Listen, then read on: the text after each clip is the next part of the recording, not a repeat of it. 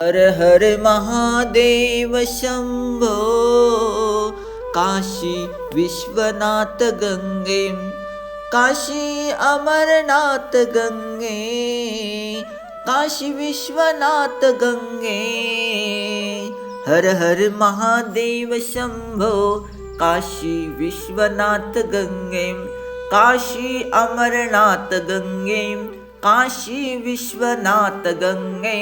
हर हर महादेव शंभो, काशी विश्वनाथ गंगे। आज आपण शिव महापुराणामधला अध्याय 22वा शिव नैवेद्य आणि बिल्व महात्म्य याचे अतिशय महत्व आपण पाहणार आहोत। श्री गणेशाय नमः। ऋषी सुतांना म्हणाले, मुनिवर्य, भगवान शिवजीचा नैवेद्य ग्रहण करू नये असे आम्ही ऐकले आहे। याविषयी शास्त्राचे काय मत आहे, तसेच बेलाचे काय महात्म्य आहे ते आम्हाला सांगावे। त्यावेळी सुत महामुनी म्हणाले, मुनिजनाहो, तुम्ही सर्वजण शिवव्रताचे पालन करणारे आहात, म्हणून मी तुम्हाला प्रसन्नतेने सर्व गोष्टी सांगणार आहे। तुम्ही लक्षपूर्वक ऐका। जो भगवान शिवजीचा भक्त आहे, अंतर्भाव्य पवित्र आहे, निर्मळ आहे, उत्तम व्रताचे पालन करणारा आहे आणि दृढ निश्चयाने युक्त आहे, त्याने शिवजीचा नैवेद्य ग्रहण करावा। हा विचार मनातून काढून टाकावा। त्याने शिवजीचा नैवेद्य अग्राह्य हा विचार मनातून काढून टाकावा। त्याने शिवनैवेद्य अवश्य भक्षण करावा। शिवनैवेद्याचे महात्म्य काय सांगू, त्याला पाहिल्याने सर्व पापे नाहीसे होतात आणि तो ग्रहण केल्याने अनेक पुण्यकर्माचे फल प्राप्त होते। शिवनैवेद्य ग्रहण करून शिवसायुज्यता प्राप्त होते। ज्या घरात शिवप्रभूंना नित्य नैवेद्य दाखवला जातो ते घर अतिशय पवित्र असते, ते इतर घरांनाही पवित्र करते। म्हणून शिवनैवेद्याला मस्तक झुकून विनम्रतेने स्वीकारावे आणि शिवस्मरण करून ते भक्षण करावे। जो मनुष्य त्यास अग्राह्य मानून घेत नाही आणि खात नाही, तो महापापी नरकातही पडतो।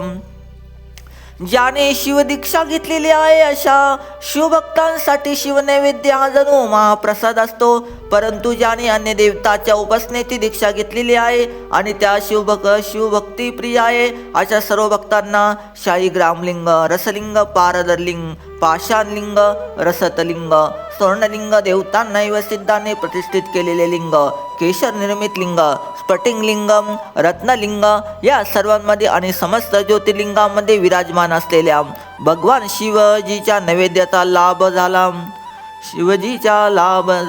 तो ग्रहण केल्याने त्यांना चांद्रायण व्रतचरणा इतके पुण्यफल प्राप्त होते। शिवनिर्मल्य भक्षण केल्याने व ते मस्तकावर धारण केल्याने ब्रह्महत्या करणारा मनुष्यही पापमुक्त होतो। ज्या शिवस्थानावर चंडाचा भूत पिशाचिकांचा अधिकार आहे, तेथील शिवनिर्मल्य सर्वसामान्यांनी ग्रहण करू नये, परंतु जेथे चंडाचा अधिकार नाही तेथील शिवनिर्मल्य अवश्य ग्रहण करावे। बाणलिंग, लोह निर्मित लिंग अर्थात सोनाधिक धातुमय लिंग, सिद्धलिंग अर्थात सिद्धाचे स्थापन केलेले किंवा ज्याच्या आराधनाने कोणाला तरी सिद्धी प्राप्त झालेले असे लिंग, स्वयंभूलिंग या सर्व लिंगामध्ये चंडाचा अधिकार नसतो। जो मनुष्य शिवलिंगाचा विधीपूर्वक स्नान घालतो आणि त्या स्नानाच्या जलाने 3 वेळा आचमन करतो, त्याची कायिक, वाचिक आणि मानसिक अशी त्रिविध पापे शीघ्र नष्ट होतात। शिवनैवेद्य व शिवजींना अर्पण केलेले पान, फूल, फळ, जल इत्यादी पदार्थ जे अग्राह्य असतात ते शाळीग्राम शिळेच्या स्पर्शाने पवित्र आणि अग्रहण योग्य होतात।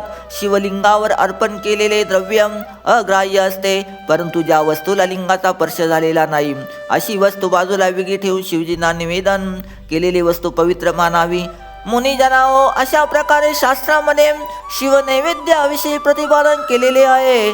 सूत मुनी पुढे म्हणाले, ब्राह्मणाओ ऐका, आता मी तुम्हाला बिल्वाचे म्हणजे बेलाचे महात्म्य सांगतो, ते लक्षपूर्वक ऐका। बिल्व वृक्ष महादेवाचे रूप आहे। देवांनी त्यांची स्तुती केलेली आहे. त्याचे महात्मा फार थोर आहे. सर्व लोकांमध्ये जेवढी प्रसिद्ध पुण्य तीर्थे आहे ते बेलाच्या मुळामध्ये सुस्वरूपाने निवास करतात. जो पुण्यवान मनुष्य बेलाच्या मुळाशी खाली लिंगस्वरूप अविनाशी महादेवाचे पूजन करतो ते शिवपदाला प्राप्त होतो. जो मनुष्य बिल्ववृक्षाखाली आपल्या मस्तकावर पाण्याचे सिंचन करतो तो सर्व तीर्थामध्ये स्नान केल्याचे पुण्यफल प्राप्त करतो. तो या भूलोकी पावन मानला जातो. बेलाच्या मुळाशी असलेले आळे पाण्याने पूर्णपणे भरलेले असेल तर महादेव अत्यंत प्रसन्न होतात. जो मनुष्य गंध व पुष्परिकाने बिल्व मुळाचे पूजन करतो त्याला या लोकी उत्तम सुख आणि उत्तम संतती प्राप्त होते. शिवलोकी उत्तम गती लाभते. जो मनुष्य बिल्व मुळाशी भावभक्तीने दीप आणि दीपमाळा प्रज्वलित करतो तो तत्वज्ञानाने संपन्न होऊन भगवान महेश्वराशी एकरूप होतो. जो मनुष्य बिल्व वृक्षाची फांदी हाताने धरून तिच्यावरील नवीन बिल्वपत्रे स्वहस्ते खुडतो आणि त्यास बिल्वपत्रांनी त्या वृक्षाची पूजा करतो तो सर्व पापापासून मुक्त होतो. जो मनुष्य बिल्ववृक्षाखाली शिवभक्तांना भक्तिपूर्वक भोजन देतो त्याला कोट्यावधी पट पुण्यफल मिळते. जो मनुष्य बिल्ववृक्षाखाली शिवभक्ताला खीर आणि घृतयुक्त अन्न देतो त्याला कधी दारिद्र्य येत नाही. ब्राह्मण हो ऐका, अशा प्रकारे शिवलिंग पूजनाचे सांगोपान वर्णन केले आहे. पूजकाचे 2 प्रकार आहेत, प्रवृत्ती मार्गे आणि निवृत्ती मार्गे.